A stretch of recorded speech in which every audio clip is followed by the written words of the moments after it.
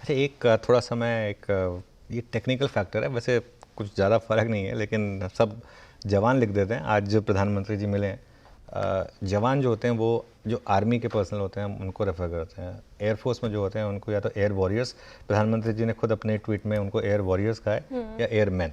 तो ये कहा जाता है। तो ये एक टेक्निकल डिफरेंस होता है, क्योंकि जो हमारे डिफेंस आर्म फोर्सेस हैं उनके 3 कंपोनेंट होते हैं, एयरफोर्स, नेवी और आर्मी। तो उसमें ये एक कंपोनेंट 3 होते हैं। तो इसके लिए वैसे मैंने एनडीए का एग्ज़ाम दिया था वीरू, वैसे क्लियर भी किया था, लेकिन लास्ट मोमेंट पे रह गया था, लास्ट मौके पे। हाँ, मेरा भी रह गया था और मेरा दूसरी बार में भी रह गया था। लेकिन मेरे साथ जो मैं बताऊं अनुज, जो पायलट्स होते हैं ना, एक बताऊं, हाँ, जज्बा होता है। मुझे मालूम है अच्छी 100%। तरीके से, जो मेरे साथ लड़का आया था पटना से पेपर देने, मुझे अच्छी तरह से शक्ल सूरत याद है। बिल्कुल जज्बा था, तैयारी करके, फैक्ट्स एंड फिगर्स, एयरफोर्स में जाने का जुनून।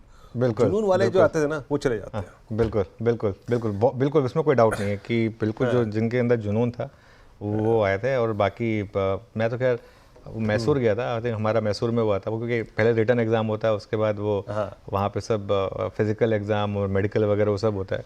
तो वो 5 दिन का एक मैसूर में होता है, तो वो सब हुआ था। तो वो 5 दिन में ना अभी भी डिसिप्लिन के लिए याद रखूँगा, और कुछ नहीं। तो जो उन 5 दिनों में मैंने डिसिप्लिन सीखा था, उसने मुझे आगे की लाइफ के लिए खैर काफ़ी प्रिपेयर किया था। खैर एनीवे, अब आगे बढ़ते हैं और शो में स्ट्रैटेजीज़ की शुरुआत करते हैं। गुड आफ्टरनून गाबा सर, बताइए क्या ट्रेड पिक किया आपने? Good afternoon to you. अच्छा लगा सुनकर कि आपने और वीरू ने दोनों ने कोशिश की एनडीए के लिए। ऐसा जज्बा सब में चाहिए, बिल्कुल। मेरे जमाने में अगर मुझे पता होता तो मैं भी कोशिश कर, लेकिन मेरे वोकेशनल गाइडेंस था ही नहीं। Lovely, beautiful, loved it. Stock का जो नाम है वो है मेरा पोर्टफोलियो स्टॉक, इंडसइंड बैंक, लेकिन शॉर्ट। मेरे पास होल्डिंग्स है, लेकिन ये टेक्निकली शॉर्ट नजर आता है। इंडसइंड बैंक ट्रेड करा है 772 के आसपास, टॉप होगा 780, करीब 8 रुपए का है। डाउनसाइड टारगेट 720 तक पॉसिबल है। ये अपमूव में थोड़ी थकान है। IndusInd bank short. Okay, IndusInd bank short है आपका आज। ये याद रखिएगा, जब निफ्टी बैंक में पुल बैक था तब भी इसमें वीकनेस थी, अभी भी वीकनेस है।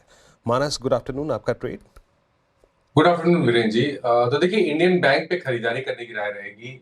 अगर आप देखें तो इंट्राडे चार्ट पे अब आपको higher top higher bottom clearly दिखेंगे। इंपॉर्टेंट मूविंग एवरेज के ऊपर स्टॉक निकल आया है। तो इंडियन बैंक में करंट लेवल्स पे खरीदारी करेंगे। 574 का स्टॉप लॉस लगाएंगे और 605 605 रुपए की टारगेट सेट करेंगे। चाहे तो 590 वाला 590 का कॉल ऑप्शन ले सकते हैं। 13-14 रुपए पे ट्रेड हो रहा है, इसमें आपको 9 रुपए का स्टॉप लॉस लगाना है और 24 रुपए की टारगेट सेट करना है। ओके, तो एक शॉर्ट साइड की ट्रेड और एक बाय साइड की ट्रेड अभी तक आई हुई है। रचना जी, आप बताइए। वेरी गुड आफ्टरनून, आप क्या पिक कर रही हैं? जी गुड आफ्टरनून। मेरी तरफ से टाटा मोटर्स के फ्यूचर्स शॉर्ट रहेंगे एंड यहाँ पे हम फ्यूचर्स पे फिलहाल 708 के करीब है। हम यहाँ पे 712 का एसएल लगाएंगे एंड हमारा इंट्राडे के हिसाब से पहला टारगेट होगा 703 एंड उसके बाद 698। टाटा मोटर्स पे शॉर्ट करेंगे, नंबर से जस्ट पहले स्टॉक वीक होता हुआ थोड़ा सा। क्या मार्केट को कुछ पता है जो हमें नहीं पता अभी इस समय शायद? चलते हैं आशीष बहती के पास। आशीष जी, गुड आफ्टरनून, आपकी ट्रेड। गुड आफ्टरनून अनुज जी, गुड आफ्टरनून वीरेन जी, गुड आफ्टरनून एवरीवन। अनुज जी, भेल बीएचईएल में खरीदारी की सलाह रहेगी। स्टॉक 6 महीने के बाद अपने 200 डेमा से को सरपास करने का अटेम्प्ट ले रहा है। जो अक्टूबर में गिरावट आई थी, उसके बाद अब हम देख रहे हैं कि 200 डेमा के ऊपर निकलने का अटेम्प्ट है। मुझे लग रहा है कि यहाँ से डिफेंस एंड डिफेंस के एक्सिलरीज में एक अच्छा मोमेंटम बन रहा है। तो यहाँ पे खरीदारी की सलाह है। 235 का स्टॉप लॉस लगा के इसमें पोजीशन बनाई जा सकती है 244 और 249 तक के टारगेट्स के लिए। जी, बीएचएल आपका 238 पे बाय कॉल है, 2.5% ऊपर। अब चलते हैं जतिन जी के पास। जतिन जी, गुड आफ्टरनून, आपका ट्रेड इस वक्त का। Good afternoon everyone. तो हमारा जो ट्रेड होगा वो बाई साइड की तरफ होगा। स्टॉक का नाम है Bajaj auto. 50% Fibonacci retracement level से कल के ट्रेडिंग सेशन में एक शार्प रन अप देखने मिला था। आज थोड़ा कंसोलिडेट कर रहा है, लेकिन ओवरऑल स्ट्रक्चर अच्छा है। हमें लगता है कि 1 से 2 दिनों में अच्छा मूव देखने को मिल सकता है। 7900 के स्टॉप लॉस के साथ लॉन्ग करने की सलाह रहेगी। ऊपर में 8400 के टारगेट रहेंगे। ओके, बजाज ऑटो खरीदारी की राय जितिन जी की तरफ से। निचले स्तरों से रिकवरी आते हुए पर्टिकुलर काउंटर में तो अभी तक गावस्कर ने इंडसइंड बैंक शॉर्ट करने की राय दी। मानस जी ने इंडियन बैंक को को खरीदारी करने की राय। रचना जी कह रही है टाटा मोटर्स के फ्यूचर में शॉर्ट कीजिए। आशीष बहेती जी कह रहे हैं BHEL में बाई कीजिए। और जतिन जी बजाज ऑटो को में भी खरीदारी करने की राय फिलहाल बता रहे हैं। अमरदेव सिंह जी हमारे साथ मौजूद हैं। बताइए Amardev Singh ji, very good afternoon. जिस तरीके से कल बाजार में तेजी, आज निफ्टी बैंक निफ्टी पे थोड़ा दबाव, ऐसे में कौन से स्टॉक्स आपके रडार पर हैं, कहाँ बेट लगेगी? Very good afternoon. मैं अनुज जी को काफी क्लोजली सुन रहा था, डिफेंस के बारे में बात कर रहे थे, तो मैं भी डिफेंस जो है वो एक सेक्टर है।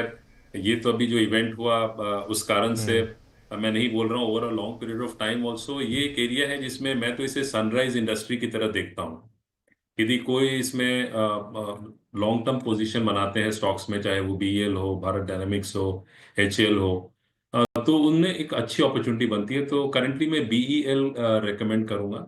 ये 330-35 के आसपास फिलहाल ट्रेड करता हुआ। देखिए, जो जिस एरिया में ये कंपनीज है, चाहे वो रडार सिस्टम्स हो, एडवांस्ड वेपनरी हो, तो ये एक जो इवेंट हुआ अभी इंडिया पाकिस्तान के बीच में, जो वॉर हुई एक्चुअली में, तो इसको पूरी दुनिया ने देखा। और ये भी जरूर है कि जितनी भी कंट्रीज हैं वो कहीं ना कहीं अब ऐसी इक्विपमेंट भी प्रोक्योर करना चाहेंगे, और वहां हमें जो है वो कॉस्ट कंपेटिटिवनेस, कॉस्ट एडवांटेज वो हमें बहुत मिलेगा। तो जितनी भी कंपनीज हैं डिफेंस में, वो एक अच्छी अपॉर्चुनिटी है। भारत इलेक्ट्रॉनिक्स में तो मैं ये कहूंगा कि इसमें एक SIP की मोड में भी यदि इन्वेस्ट करते हैं तो one can get very good returns. मतलब मैं ये देखता हूँ कि 30% एनुअलाइज रिटर्न्स इसमें बन सकते हैं अगले 2 से 3 साल में। तो इस स्टॉक में जरूर निवेश करें, बिकॉज कंपनी की ट्रेजेक्ट्री भी काफी अच्छी रही, सेल्स ग्रोथ भी मैं देखूं तो वो अच्छी रही है। Profit growth is also been around 35-40% over the last few years. तो ये स्टॉक जो है from a long term perspective इसमें निवेश किया जा सकता है।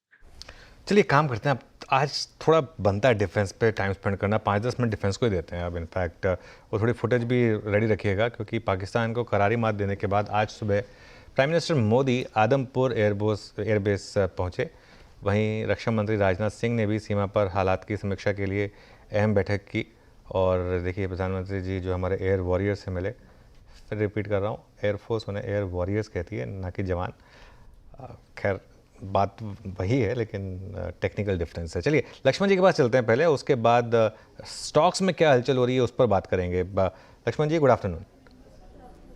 जी गुड आफ्टरनून। दरअसल कल शाम में जैसे प्रधानमंत्री ने अपने संबोधन में साफ तौर से कहा था कि ऑपरेशन सिंदूर बंद नहीं हुआ है, इसको हम लोगों ने थोड़ी देर के लिए स्थगित किया है, और वो आज दिन भर दिखता भी रहा। सुबह उठ के प्रधानमंत्री खुद पहुंचे आदमपुर एयरबेस, वहाँ पे बड़ी संख्या में वहाँ पे एयरफोर्स के जवान वहाँ पे थे। उनके साथ काफ़ी करीब 1 घंटे तक उनके साथ समय बिताया, उनसे सारी बातों पर चर्चा की, और एक एक करके कई लोगों को उन्होंने साथ बधाई दी, सबका हौसला बढ़ाया, और एक तरीके से संकेत था कि आप लोगों ने बहुत अच्छा काम किया है और आगे भी इस तरह के बिल्कुल आक्रामक रहने के लिए आपको तैयार रहना है। और तस्वीर को आप देखेंगे तो देखिए पीछे जिस तरह से फाइटर जेट है और जितनी बड़ी संख्या में सेना के जवानों के साथ प्रधानमंत्री हैं, वो एक साफ तौर से दुश्मनों को, पाकिस्तान को एक साफ तौर से संकेत देता है। दूसरी जो महत्वपूर्ण बात है वो ये कि सरकार भारत अभी भी बहुत ज़्यादा सतर्क है। आज रक्षा मंत्रालय में रक्षा मंत्री राजनाथ सिंह ने महत्वपूर्ण बैठक की। उस बैठक में कई सारे लोग, चीफ ऑफ डिफेंस स्टाफ, तीनों सेना के प्रमुख, रक्षा सचिव सारे मौजूद थे। उसमें खास तौर से पाकिस्तान से सटे सीमा पर हालात की समीक्षा की गई और साथ ही साथ आगे किस तरह से तैयार रहना है उस पर एक रणनीति यहाँ पे बनी। इस बीच विदेश मंत्री ने प्रधानमंत्री के साथ बातचीत की और अब भारतीय जनता पार्टी की तरफ से तिरंगा यात्रा निकाला जा रहा है आज से, जिसमें यह बताया जाए किस तरह से हम लोगों ने पूरे इस मामले में पाकिस्तान को करारी शिकस्त दी है और हम लोगों ने जीत हासिल की है। तो मुझे लगता है कि सिलसिला आगे कई दिनों तक चलता रहेगा। ओके, सिलसिला आगे कई दिनों तक चलता रहेगा और चलते रहना चाहिए भी। तो ये बात हुई लक्ष्मण जी से। लक्ष्मण जी बहुत बहुत धन्यवाद ये पूरी जानकारी हमारे सामने रखने के लिए। ओके चलिए जी बिल्कुल। देखिए डिफेंस स्टॉक्स पे हम बातचीत भी कर रहे थे और अमर जी भी बता रहे थे डिफेंस स्टॉक्स को रडार में रखना चाहिए। इनफैक्ट आप देखें तो मैक्सिमम स्टॉक्स, डिफेंस स्टॉक्स आपको आज टॉप गेनर्स में शामिल दिखेंगे, चाहे वो BEL हो, BHEL हो, भारत डायनामिक्स, यहाँ पे सेग्रीगेट करें तो Mazagaon Dock Ship, Garden Reach जैसे स्टॉक्स डे हाई पर कारोबार करते हुए नजर आएंगे आपको। क्यों दौड़ रहे डिफेंस स्टॉक्स ये भी समझेंगे थोड़ी देर में, लेकिन इससे पहले एक टेक्निकल चेक लेना चाहूँगी मैं। मानस जी आप बताइए, डिफेंस स्टॉक्स पे हम लगातार चर्चा कर रहे हैं और आज भी ये काफ़ी ज़्यादा फोकस में है, लेकिन ship building stocks specially Mazagon dock, Cochin shipyard, Garden Reach, इन तीनों को कंपेयर करें तो कौन से स्टॉक्स अभी बेहतर प्लेस लग रहे हैं आपको चार्ट्स पे, जहां पर बेट लग सकती है, जिनके पोर्टफोलियो में नहीं है वो अभी शामिल कर सकते हैं, ऐसा कोई स्टॉक शिप बिल्डिंग में से? देखिए, जीआरएससी एक ऐसे स्टॉक है जो मैं समझता हूँ कि यहाँ से भी एक अच्छे खासे रिटर्न्स दे सकता है। स्टॉक करेक्ट हुआ था, 20 डे मूविंग एवरेज पे सपोर्ट लेके हाई टॉप से हाई बॉटम बनाना स्टॉक ने शुरू किया है। आई थिंक जो इसके नेक्स्ट टारगेट होंगे वो ट्रेडिंग के तौर पे करीब-करीब ₹2200 के आसपास के हो सकते हैं। करंट लेवल्स पे भी इसमें एक पोजिशनल ट्रेड लिया जा सकता है। आपके जो स्टॉप लॉसेस है वो 1849 के आप लगा सकते हैं। ओके, तो फिलहाल गार्डन रीच शिप बिल्डर्स आपको अच्छा लग रहा है ये particular counter, ship building counter से, स्पेस से। और देखिए